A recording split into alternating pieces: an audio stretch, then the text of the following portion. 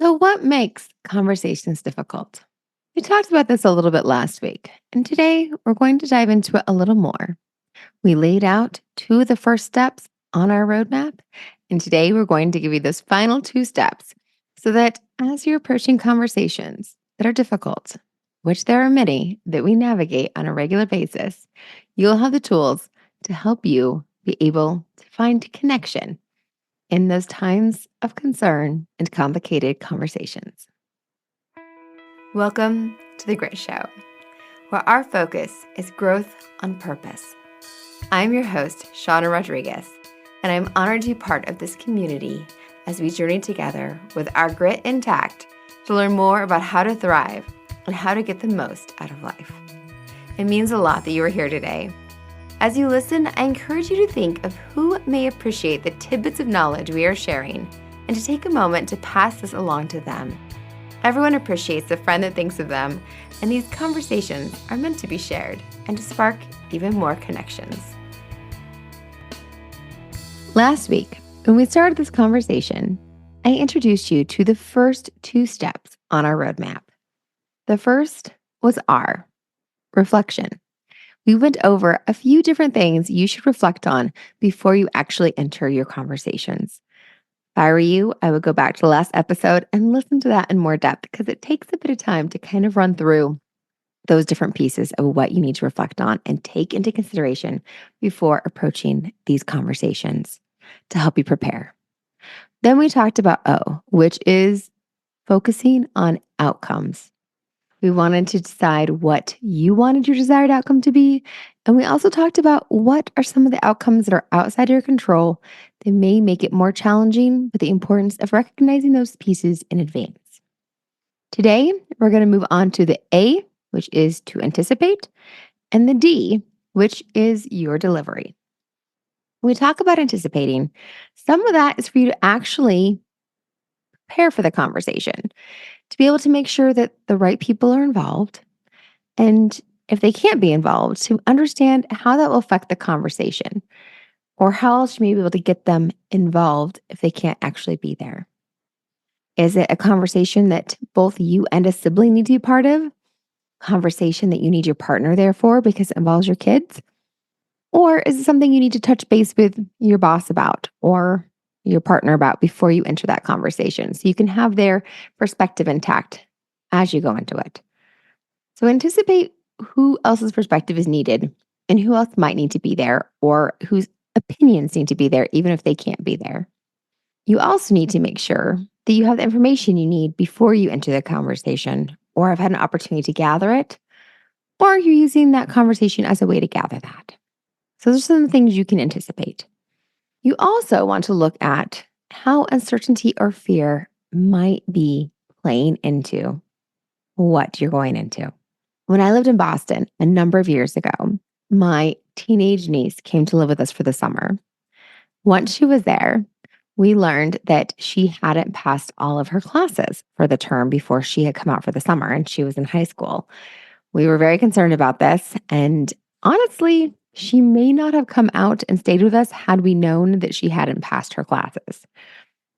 I immediately went to action trying to figure out how we could best support her and discovered that we could get her into the local high school's summer school, which she couldn't have actually done back home. So it's probably a good thing she was there. They didn't offer summer school classes where she was from, which I didn't know at the time. Got her into summer school classes. I found this out, learned on Saturday she hadn't passed her classes. Found out on Monday I could get her into summer school, which had started that day, and she could start the next day, which was a day late. So I needed to come home and have that conversation with her, which I was a little nervous about. I did the anticipatory thing of who else should be involved and touched base with my partner about I need to have this conversation. I'll be the one that has it with her, but wanted to check with them, make sure this was our right choice to have her do this and how we're gonna move forward. And we did a little bit of the uncertainty, fear, and what the worst case scenario would be. She was a teenager. She was away from her boyfriend for the summer. She was hoping to work, not go to summer school. We honestly thought that she might try to run away. Like that's where our minds went. We were completely incorrect. But it was important for us to know like what the fear was, why this was a difficult conversation, right? For us to anticipate that worst case scenario and how we would handle it. We problem solved that a little bit before I ever talked to her. She completely rolled with it, shrugged, said okay, went to summer school, and it was a great opportunity and it worked out very well in the end. Good example of how we can make mountains out of molehills when we leave it to ourselves. But it was probably a good thing that instead of me just resisting the conversation because of the fear that I had and not identifying what that fear was, that she was in a city she didn't know and she might be so upset she would run away, right? That instead of doing that, I actually talked that through with my partner, found the person I need to talk it through with, and got to the other side before I had that conversation with her. So sometimes you need to actually think through the worst case scenario and think of how you can take the power out of that scenario by figuring out what you would do in that case, how you'd respond if that was the case. If it really is that terrible, I remember when I was in my early 30s, and one of my friends was like, so, what's the worst that happens if you have this conversation with this guy? They break up with you? Like, is that so bad? Like, maybe they aren't what you need. Maybe this isn't a bad thing if they break up with you. And I realized I was all worried about having this conversation when really it might be the best thing if it did end. And I really should just have the conversation. I don't remember how that all turned out, but it was important that I thought through the worst case scenario and realized it really wasn't that bad. And really, it was maybe what I needed. So, having a look at that uncertainty and fear and find out what you're really afraid of, and maybe taking the wind and the power out of that scenario, it's a good step to take as you're anticipating that conversation if you feel like there's a little bit of fear and uncertainty that might be holding you back. That is also that knowing the obstacles. We did some of that in our reflection, right? Of knowing what the obstacles are that kind of plays into that as well. One thing that is a little harder to do is to look at what the self interests are that might be at play and being honest with yourself about what those self interests might be. Some of those self interests that might make conversations harder are things like self image, that you see yourself as being nice or being strong or polite or easygoing or friendly or tough. And that having this conversation might be challenging that, or the reason the conversation is hard is because it might challenge that. So it's hard for me to be the supervisor who is having the conversation with one of my staff about the fact that they aren't turning in their work like they need to be when I want to be seen as nice. And that's how I see myself. My image of myself is being very nice and friendly, and I want to be their friend. And so being nice and friendly and telling them they have to do things are incongruent. And that makes it hard for me. And so for me to recognize that my self interest and how I want to be portrayed is what's making this conversation harder than it needs to be. It might also be that one of my self interests might be that I have goals, that my goals are different than what theirs are, that make it harder for us to arrive at the same place. And that because I'm working towards these goals and objectives and they're working elsewhere, that me trying to hold on to these goals that may or may not be important are what's slowing things down and making things harder. It could also be that I have fears that I don't want to be wrong. I don't want to lose. I don't want to be taken advantage of. I want to always be safe. I want to play it safe. I want others to see me as smart. And if I'm trying to make sure that I don't lose or that I'm seen as being right and that I got what everyone else got, because I'm focusing on that, it can make it hard to have those conversations too.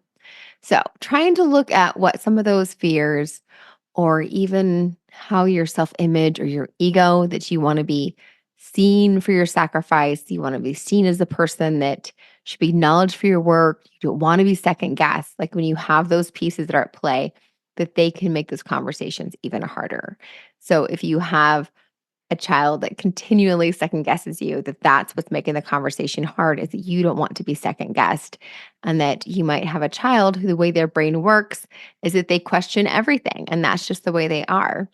and you're in a place that your ego is being pushed up against, and that's what makes the conversation more challenging. And if you're anticipating that, then to maybe look at that and see if there's a way for you to soften that, if there's a way for you to look at it differently so you don't feel like you're being challenged or that your ego can step aside to be able to have the conversation you want to have. And then you go focus back at those outcomes that we talked about and what your outcome is that you want. And if that's more important than the ego that's being pushed up against and bruised each time you're having these conversations about this topic. So it can be helpful to kind of anticipate what you know might be dialed in and pushed up against based on your previous experience with these conversations. And it's also helpful for you to have an idea of things that you might have already decided, that you've already decided the punishment is X, Y, or Z, or if you've already decided that you want this to happen in the circumstances, and to anticipate that you've already made these decisions. And if you can't be open to rethinking them, if you can't be open to having them be part of the conversation, at the very least, you need to be aware that you're bringing that disadvantage to the conversation, that you're making the conversation more difficult because you're bringing in that decision prior to having that conversation.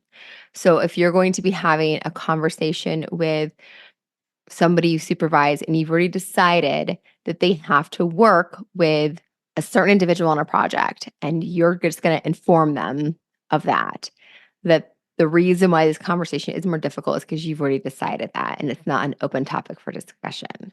So for you to be able to say, well, can I rethink that? Am I open to this? And if you know the reasons why you're not, that you need to make sure that you're explaining that and bringing them along in the conversation before that. And you're anticipating that they're not going to be in the same place you are because they haven't gone through this whole process with you, and that you're anticipating that. And so you're doing that as part of the conversation, and that you recognize that's going to make the conversation harder. Or if your family has decided that you have to move because you were laid off. We talked about that last week about the layoffs happening at Nike, and your partner got a job in Minnesota, and you have to tell the kids that you're moving. Like, this isn't open for discussion at this point in time. You have to move, right? It might be that you're open to if one of your kids asked to stay with Aunt Sally and finish the school year, et cetera, right? There might be openings for you. So maybe you need to know, anticipate if you're open to thoughts and other conversations, right? But if you know that this has been decided, then you need to know that you aren't open to rethinking this, that this needs to happen for the benefit of the family. And so knowing the conversation that you're going to have to bring everyone else along because this isn't something that you can be open to. And that you might need to think about what things are open to conversation, such as maybe the date, maybe the way you travel, maybe the place you get when you go there, to think of other ways that people can be involved in the conversation and that things can be rehashed together, and to anticipate how you can give people a little bit more control and a little bit more involvement in the conversation because of what things you aren't able to rethink and rehash. So it's important as you anticipate the conversation to kind of know what's already been decided and is outside the purview of that conversation, and to try to balance that out by introducing more things that can be a conversation so that you can have the outcomes you want. Because I'm guessing that the outcome with your family, if you had to move your family, is you want your kids to feel safe and loved and known that your family is important to you, everyone there is important, and that this is something you guys are doing as a family together, and that everyone should still feel like part of the family in this process. And so, although this decision is made, what other decisions can we make together as a team so we all feel like we're part of the family and this is something we're doing together? So to think about that and anticipate for that. So the other big piece we're talking about today is the delivery. Very important how you approach it and how you can use that for connection, right? So the acronym we use for this is we hope that you can keep it CUSH. And CUSH is CUSH, as in a cushion, CUSH. So keep it CUSH. And so with the CUSH, the C is to clear your mind. So you can be focused on the conversation at hand, right? To be present in the conversation and to embody the desired outcome, to keep that outcome front of mind. To keep reminding yourself what the outcome is you're looking for. So clear your mind is the C. The U is to uplift, to continually uplift, to take steps to be in your best, most creative thinking space, to see the good, to find the truth, and to like call those things forth, right? So you can be present with that and to figure out what resources you can use to kind of change the mood and tone or temperature to kind of bring that together. And as you're uplifting, to find commonalities, because commonalities are going to be your best tool to bring folks together, to bring things back. So I've noted that I work a lot with children and families and with agencies that work with children and families. So when I'm having difficult conversations, resolving things with the work element with those pieces, a lot of the common grounds is that we care about kids and families, that we're all on the same team with that. So if I have two different service areas battling out like who's going to do what, we bring back around to like what we all care about is the kids and the families. So what best serves kids and families? What's the most important to kids and families? If I have a different disagreement with the fiscal element, and with an education element, we all care about the kids and families.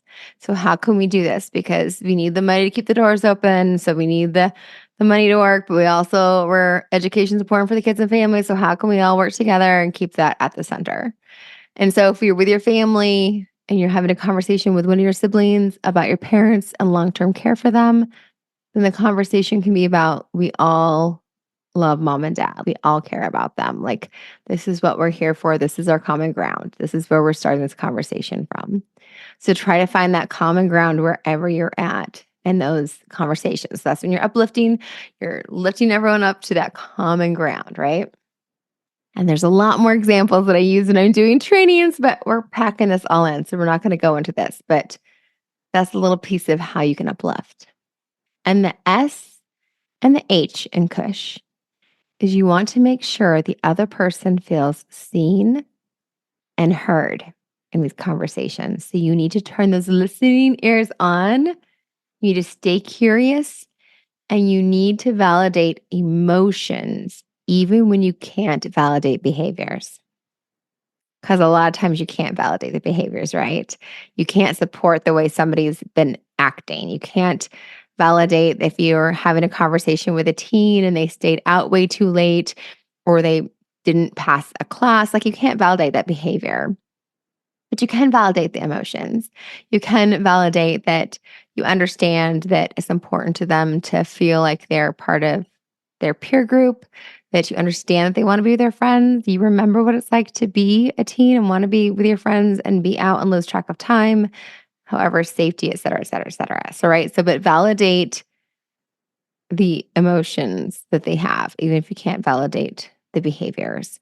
So, if you're talking about a work situation and someone's obviously frustrated with decisions that are being made, to say that you can understand their frustrations. You can understand that they wish things were differently.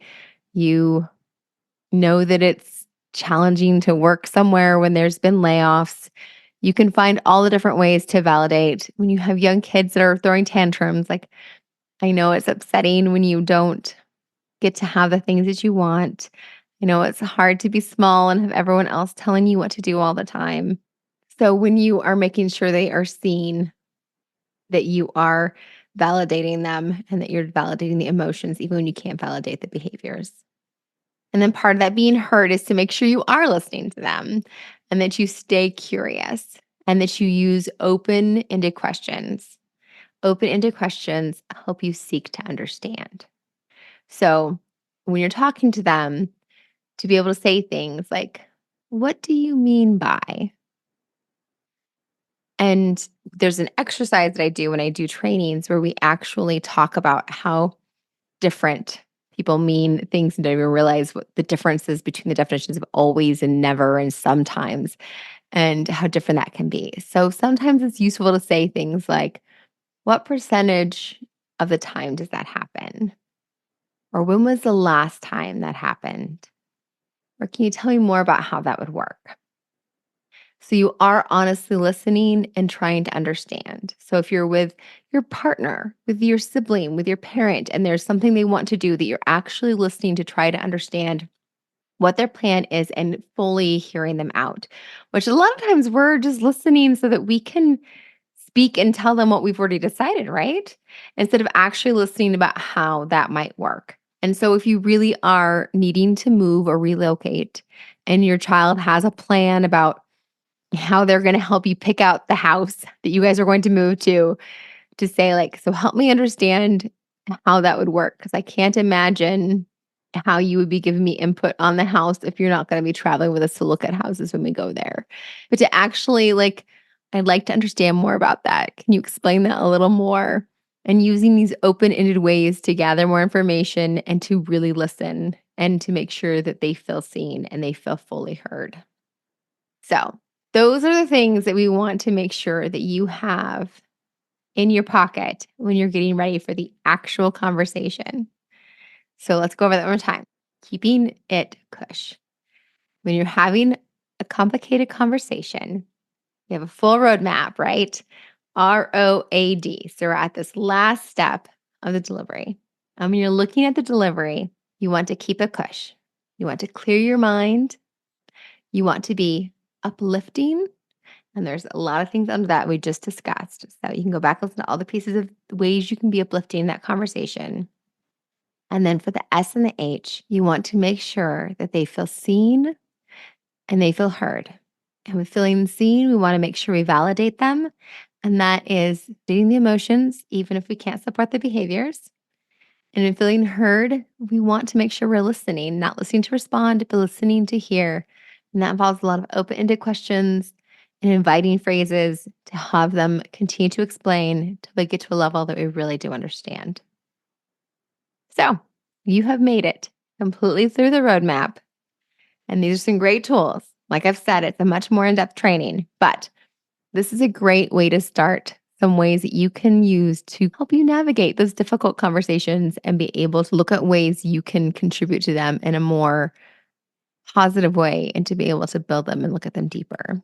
There's also like a bunch of stories and example additional tools. So it's hard for me to kind of just shut it down there. But this is a podcast. So we're going to fill in these pieces and give you guys a good platform to start them.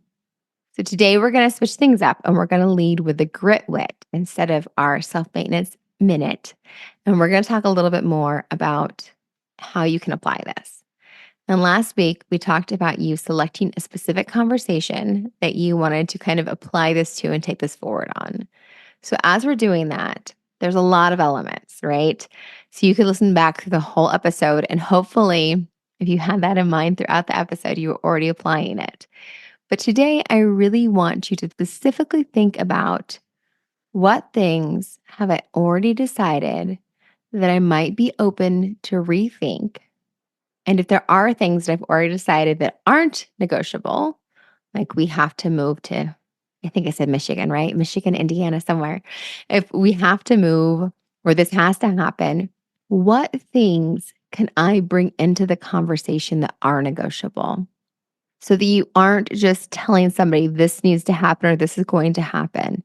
This is going to be a conversation. What things can I bring in that are negotiable? And I want you to focus on that one today. I want you to look at this conversation you've been waiting to have and think about things that you've already decided and think if you're open to rethinking them once you have the conversation to get new information, right? Or think about what things can be negotiated and be negotiable. So if we go back to my example with my niece coming to live with us and having to go to summer school, I already decided she had to go to summer school, right? That wasn't negotiable.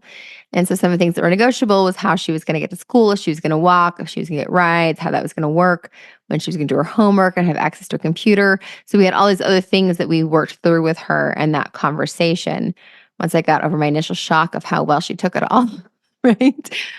But that's like the thing you need to do in those difficult conversations is find the things that you can then have the conversation be reciprocal and be a conversation and a back and forth and the things that they can contribute and be part of instead of it just being that this has been decided to figure out the things that we can decide together and we can figure out together that they can have input on. So that's what I want you to focus on today and to see how it can be a conversation and a back and forth. And you're welcome to look at some of the other pieces, obviously, and think about making sure they feel seen and heard and other ways you can anticipate. But that's the one I want you to focus on today. And then as you do the self-maintenance minute, I'm listening to an audiobook that I absolutely love. I actually tried using Spotify listening for book. Don't recommend it. I ran out of time and it was also playing things out of order. It wasn't a good experience. And I already knew that they weren't good to authors. So I never should have tried it probably. But I went and bought the audiobook on Chirp. And it was interesting because I typically like to sit and read, or I do audiobooks when I'm driving, is usually how I do the audiobooks. But because I'm in this transitional space, I've been finishing listening to the audiobooks so that I don't also buy the book. And I've been doing some exercises that I need to get done for I'm in physical therapy from some stuff back in November. And so I was doing my physical therapy exercises while listening to my book. So it actually made for a nice break today to do that. And so I like that cadence and think I'll be doing more of that. So that was my self-maintenance, was pairing listening to an audiobook with doing exercise. So I'm going to do more of that. So I hope you're finding things in your toolbox for your self-maintenance that are useful for you. So thank you for being here. And I'm excited that we got to have this conversation about the roadmap for difficult conversations. I would love to hear if you found it useful, what you got out of it, and even if you'd add something else to it, because I definitely think it's important and something I will continue to work with others on and would love more feedback on. Thank you for joining us today. I hope you enjoyed this episode. Be sure to jump on over to Instagram and follow us at the.grit.show. And if you aren't already following Authentic Connections Podcast Network at 37 by 27, you should definitely be doing that as well. Don't forget, you are the only one of you that this world has got, and that means something. I'll be here next Tuesday. I hope you are too.